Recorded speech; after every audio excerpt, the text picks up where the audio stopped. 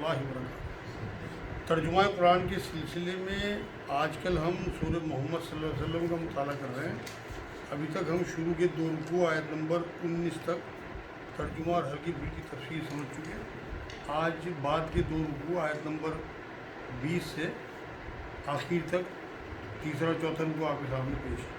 الحمدللہ رب العالمین والصلاۃ والسلام علی رسول الکریم وعلی آلہ وصحبہ اجمعین، اما بعد۔ اعوذ باللہ من الشیطان الرجیم، بسم اللہ الرحمن الرحیم۔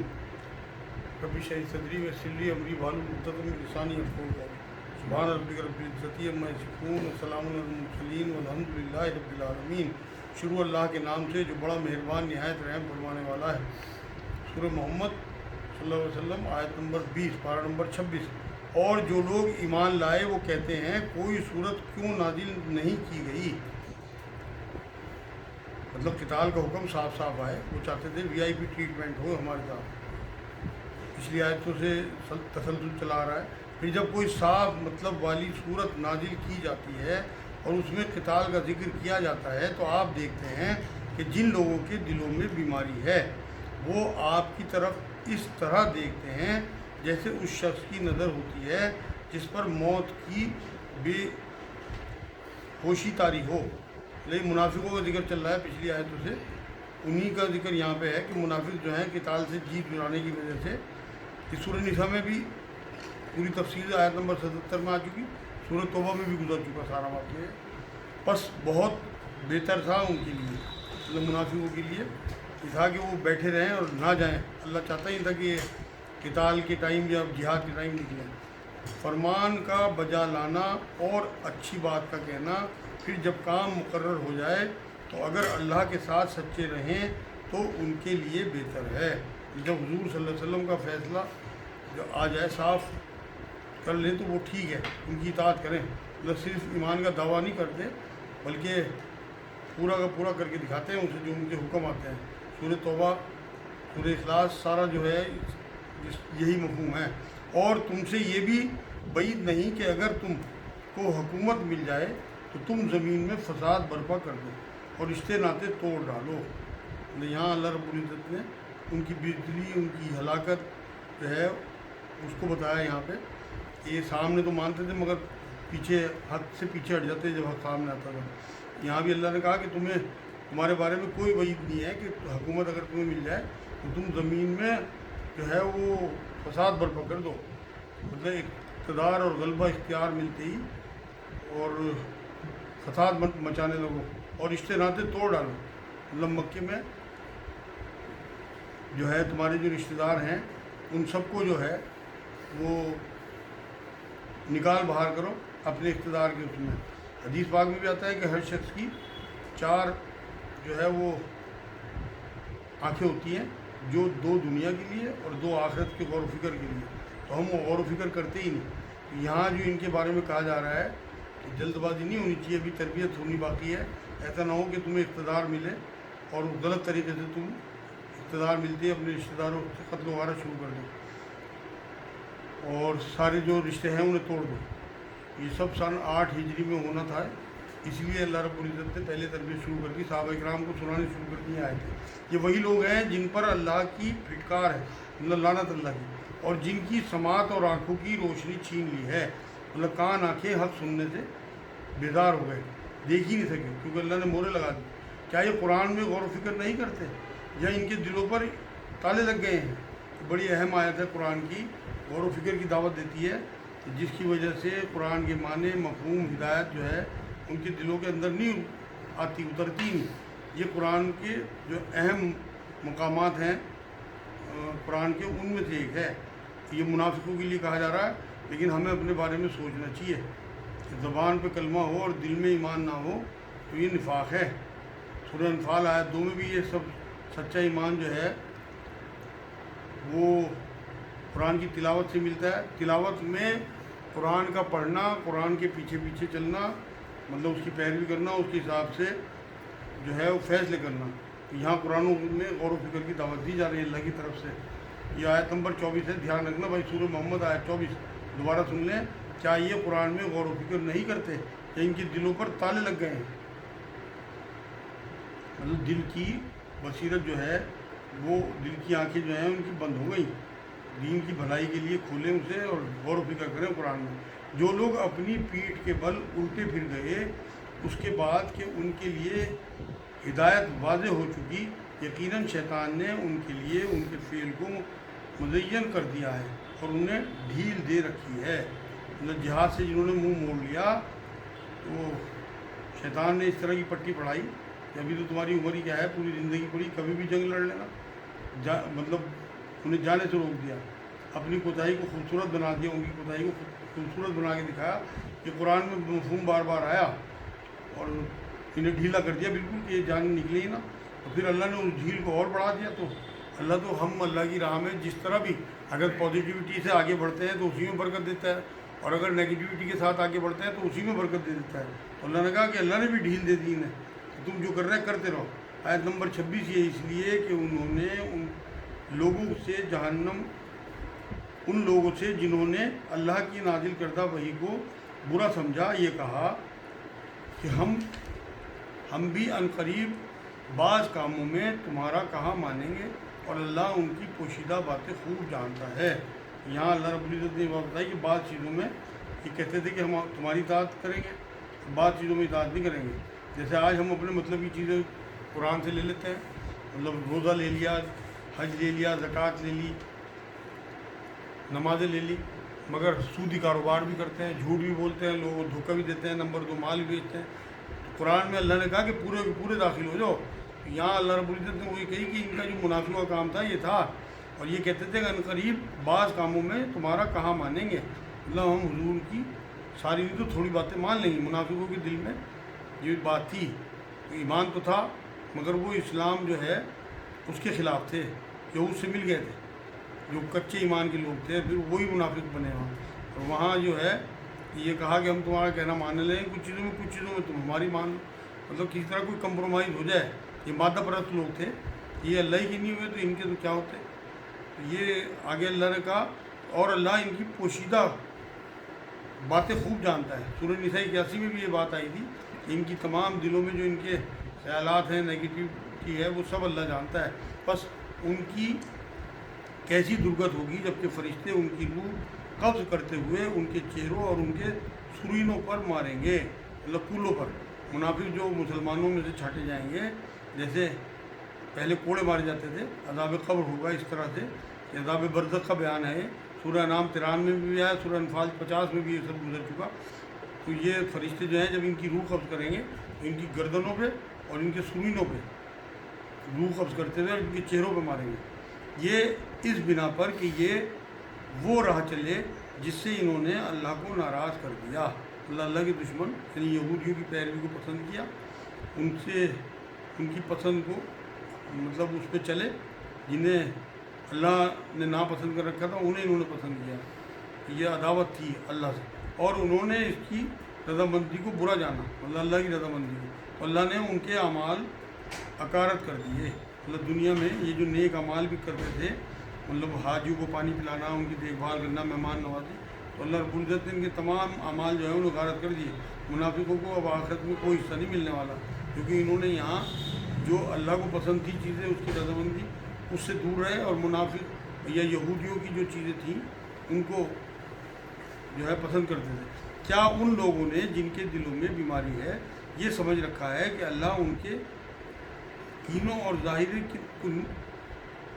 ان کے کینوں کو ظاہر نہ کرے گا، مطلب جو ہے ان کے کھوٹ ہے جو ان کے دلوں میں منافقوں کے، جو بغض ہے، تعصب ہے، عداوتیں ہیں مسلمانوں کے خلاف، اللہ ضرور انہیں کھولے گا۔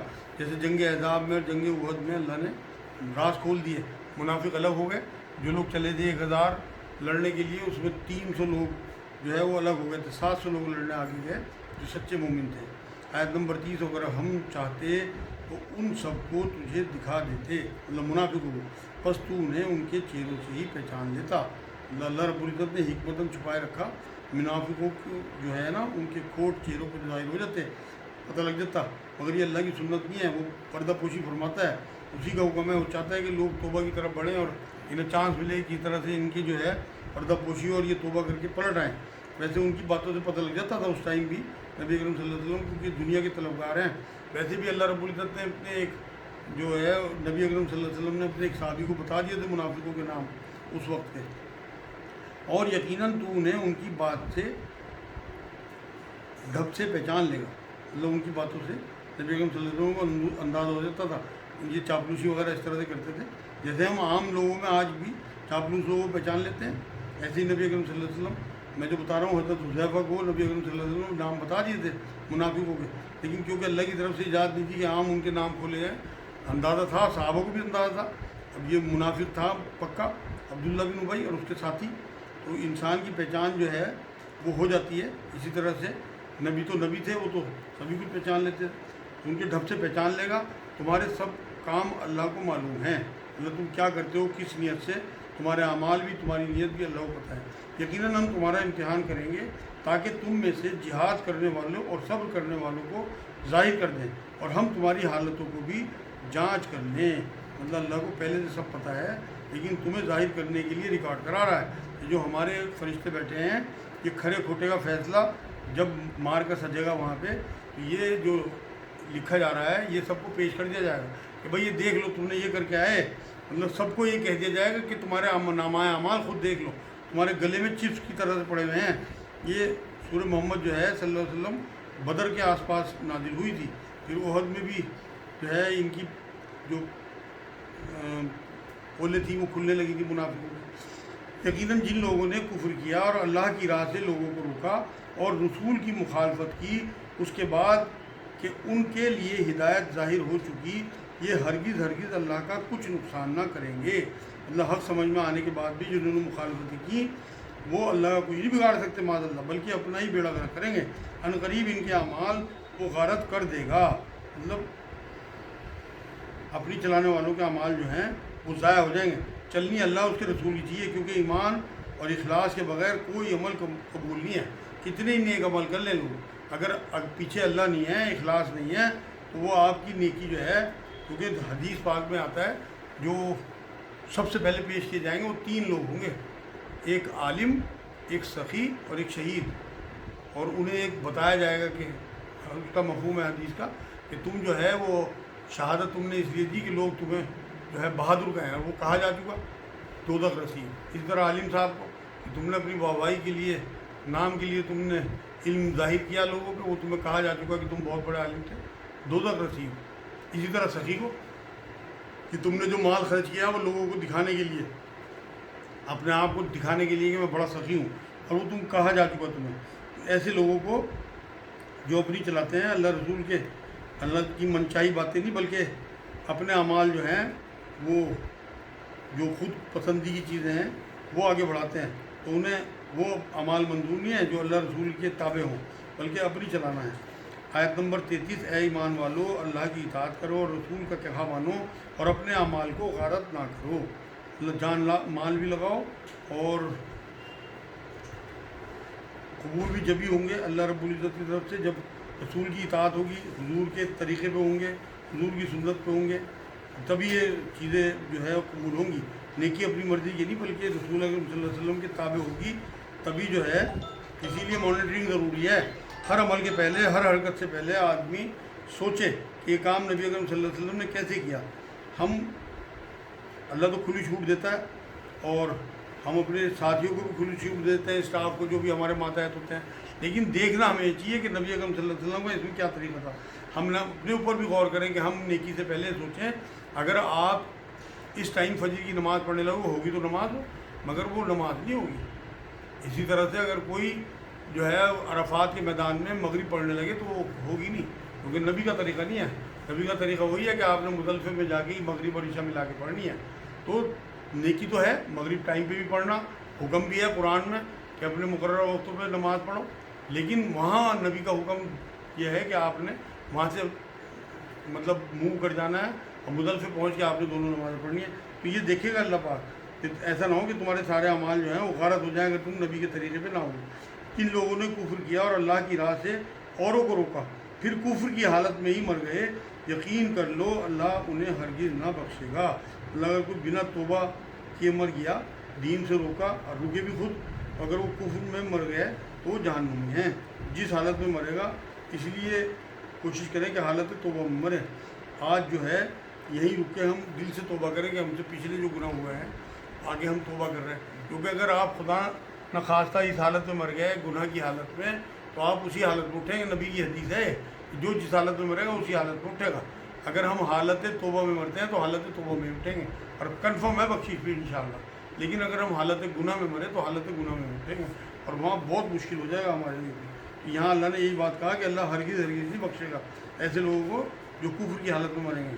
आयत नंबर 35, बस तुम बोदे बनकर सुलह की दरख्वास्त पर ना उतराओ जबकि तुम ही बुलंद गालिब रहोगे। तो यहाँ अल्लाह ने ये बात कही, कमज़ोर न बनो, बोदे बन के नहीं। अगर ताकत है तो सुलह ना करो, बातिल से टकराओ हक़ के गलबे के लिए। और इसमें आज बिल्कुल यही मामला आप देख रहे हैं ईरान का, तो वो इस टाइम बातिल से टकरा रहे हैं ताकत के साथ। इतना बड़े ईमान की मिसाल हम तो सहाबा किराम को याद करते थे ना। इस ज़माने में आप देखो, अपने ही ज़माने में अल्हम्दुलिल्लाह अल्लाह ने हमें दिखा दिया कि इस दौर में भी लोग हैं जो ईमान वाले लोग हैं, जो अल्लाह वाले लोग हैं। तो यहाँ अल्लाह ने यही कहा कि कमज़ोर नहीं बनना। सुलह पसंदी जो है वो अल्लाह को बहुत पसंद है। सुलह तो सुलह मना नहीं है, मगर हर वक्त सुलह नहीं है। दब के सुलह नहीं करनी, हिकमत के साथ जब ज़रूरत हो तब सुलह हो। मतलब कमज़ोर हो, कम तादाद हो तो वक्ती सुलह कर लो, मगर ये आम दिनों में नहीं। खुद सुलह की पहल नहीं करनी, दब के सुलह नहीं करनी, दुश्मन हावी ना हो। इसलिए अपने आप को मजबूत करके टकराना है। अगर आप गालिब हैं तो अल्लाह कह रहा तुम ही गालिब रहोगे, और अगर तुम्हारे साथ है और अल्लाह तुम्हारे साथ है, नामुमकिन है कि वो तुम्हारे अमाल ज़ाया कर दे।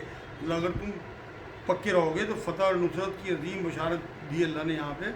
अगर जो है कोई किसी मुल्क का पीएम ये कह दे कि मैं तुम्हारे साथ हूँ, तो आपकी कितनी हौसला जो है बढ़ जाता है। और यहाँ तो अल्लाह आपसे कह रहा है कि मैं तुम्हारे साथ हूँ, और अल्लाह तुम्हारे साथ है, नामुमकिन है कि तुम्हारे अमाल ज़ाया कर दे। मतलब बल्कि पूरा अजर देगा, एक भी अमल तुम्हारा ज़ाया ही नहीं होगा। जो तुम्हारी नीयतें हैं अल्लाह की राह में जान देने की, लड़ने की, माल लगाने की, वो सब अल्लाह के यहाँ पहुँचने की। वाकई ज़िंदगानी दुनिया तो सिर्फ खेल कूद है। और अगर तुम ईमान लेकर आओगे तो तकवा इख्तियार करोगे तो अल्लाह तुम्हें तुम्हारा अज्र देगा, और वो तुमसे तुम्हारे माल नहीं मांगता। यहाँ अल्लाह ने बात कही है कि ये फरेब है, दुनिया धोखा है। ये जो जन्नत है, दोज़ख है, ये असल ठिकाने हैं लोगों के। तो इसमें खो ना जाना दुनिया में। थोड़े वक्त के बाद आम जो है ये ज़िंदगी ख़त्म होने के बाद बहुत बड़ी ज़िंदगी आने वाली है। और ये कहा कि ईमान लाओगे और तकवा इख्तियार करोगे, मतलब ईमान के साथ गुनाहों से बचना ज़रूरी है, परहेज़गारी ज़रूरी है। एक सहाबी का कौल है नबी करीम सल्लल्लाहु अलैहि वसल्लम का कि तकवा ये है कि जैसे झाड़ियों में तुम जा रहे हो और बचते बचते कि तुम्हारे कांटे ना तुम्हारे कपड़ों में लगे, इस तरह बच्चे निकलना है इस दुनिया से। तो अल्लाह तुम्हारे अजर, अल्लाह तुम्हें तुम्हारे अजर देगा, और वो तुमसे तुम्हारे माल नहीं मांगता। अल्लाह ने सिर्फ 2.5% ज़कात रखी है, वो भी अपने भाइयों की मदद करने के लिए आपकी। और जब आप 2.5% ज़कात भी किसी को देते हो तो वो आपका कैसा एहसानमंद होता है। तो मालों से बेनियाज है अल्लाह। ये अल्लाह की सुन्नत है कि मालों से बेनियाज हो जाओ, जो अल्लाह ने दे रखा वो अल्लाह के बंदों में बांटना शुरू कर दो। हदीस पाक में भी है कि तुम्हारी शक्लें और तुम्हारे माल नहीं देखता अल्लाह पाक, बल्कि तुम्हारी नीयत और तुम्हारे अमाल देखता है। तो इस दुनिया की जो मामला है ना, अल्लाह ने कहा कि इसकी कोई बुनियाद नहीं है, ना एतबार है, खबर है बस, असल तो ठिकाना वहाँ पहुँच जाएगा आदमी। और अगर वो तुमसे तुम्हारे माल मांगे और ज़ोर देकर मांगे तो तुम उससे बखीली करने लगोगे। अल्लाह अभी तो थोड़ा मांगता है, 2.5% जो हमारे भले के लिए है, सिर्फ 2.5% से ही निजात हो जाती है। सारा मांगे तो हमारा क्या हाल हो। यहाँ अल्लाह ने वही बात कही कि तुम बखीली करने लगो और वो तुम्हारे कीने ज़ाहिर कर देगा। अल्लाह अगर सारा मांगे तो बदनीयती और तुम्हारे जो दिल में खोट है वो सामने आ जाएंगे, जो तुम्हारा बुखल है। अल्लाह अंदर की जो अदावतें हैं वो सब सामने आ जाएंगे दीन के ख़िलाफ़ कि कितना अच्छा दीन है। और ये लगेगा तुम्हें कि हमारे माल ही जब्त कर लेता है, तुम्हारी जो खोट है, बखीली है, वो सामने आ जाएगी। आयत नंबर 38, ख़बरदार तुम वो लोग हो कि अल्लाह की राह में ख़र्च करने के लिए बुलाए जाते हो। अल्लाह ज़कात और अल्लाह की राह में कुछ खर्च करने का अल्लाह रब्बुल इज़्ज़त हुक्म देता है, तो तुम में से बाद बखीली करने लगते हैं। मतलब पूरी ज़कात आज भी लोग नहीं देते, हालांकि 2.5% है सिर्फ। और जो बुखल करता है वो तो दरअसल अपनी जान से बखीली करता है, मतलब अपने नफ्स को अजर से महरूम करता है जो बखीली करता है। हदीस पाक में भी है कि जो तुम्हारे मालों में ज़कात के अलावा भी लोगों के हक़ हैं, हम 2.5% ही नहीं देते वकीली में। अगर हम सही तरह से 2.5% दें, उसके बाद भी अल्लाह का माल समझें। सिखों में मैंने यहाँ तक सुना है कि लोग अपनी कमाई का 80-80, 90-90% डोनेट कर देते हैं। और आप देख लो उनकी कैसे कैसे इदारे हैं। और ये हमारा जो दीन है हमें बांटने को सिखाता है। अल्लाह खुद सखी है, रसूलुल्लाह सल्लल्लाहु अलैहि वसल्लम के बारे में आता है तो वो सखावत की आंधी थे। तो हर हम देखो हम कितने बखील हैं, हमसे 2.5% पूरी ज़कात नहीं दी जाती। कितनी गुर्बत है हमारी उम्मत में इस वक्त। उसकी वजह ये है कि हम सही तरह ज़कात नहीं देते। तो ये कहा कि तो तुम में से बाद बखीली करने लगते हैं, और जो बुखल करता है वो तो दरअसल अपनी जान से बखीली करता है। अल्लाह ताला गनी है और तुम फ़कीर और मोहताज हो। अगर तुम रोगरदानी हो जाओ करोगे तो वो तुम्हारे बदले तुम्हारे सिवा और लोगों को लाएगा जो फिर तुम जैसे ना होंगे। मतलब अल्लाह तो चाहे तो कभी ततारियों से मुसलमानों को कत्ल वारत करा दे, और फिर उन्हीं में से बहुत से लोग ईमान में आके दीन की मुहाफ़िज़ बन गए। तो यहाँ अल्लाह ने यही कहा कि और लोगों को बुलाएगा जो फिर तुम जैसे नहीं होंगे। मक्के वालों ने साथ नहीं दिया तो मदीने वालों को अल्लाह ने तैयार कर दिया, जो वाकई मक्के वाले जैसे नहीं थे बल्कि उनसे बहुत बेहतर थे। हज़रत सलमान फारसी जैसे लोग जो है वो कंधे पे हाथ रख के नबी अकरम सल्लल्लाहु अलैहि वसल्लम ने उनकी बात की कि ये जैसे लोग जो हैं ये ईमान के और दीन के मुहाफ़िज़ हैं। तो ऐसे ऐसे लोग फिर अल्लाह ने जो है वो निकाले थे। तो इसलिए हम अगर दीन के लिए लड़ेंगे तो हमारा अपना फ़ायदा है। यहाँ अल्लाह रब्बुल इज़्ज़त ने वही बात कही कि अल्लाह तो गनी है, तुम मोहताज हो, फ़कीर हो। हमारी नमाज़ों की, हमारी नेकी की, हमारी सदक़ात की अल्लाह को कोई भी ज़रूरत नहीं है, बल्कि हमारी इन नमाज़ों की, हमारी इबादत को अल्लाह की ज़रूरत है। इसलिए आप लोग इस जहन में रखें कि ज़िंदगी ख़त्म होने वाली है, इसके बाद एक और ज़िंदगी शुरू होने वाली है जिसमें हमारा जो है अल्लाह के आगे खड़े होना है, अकाउंटेबल होना है, इंडिविजुअली खड़े होना है, सबको अलग अलग हिसाब देना है। ये आज अल्हम्दुलिल्लाह अल्लाह की तौफीक से सूरह मोहम्मद सल्लल्लाहु अलैहि वसल्लम पूरी हो गई।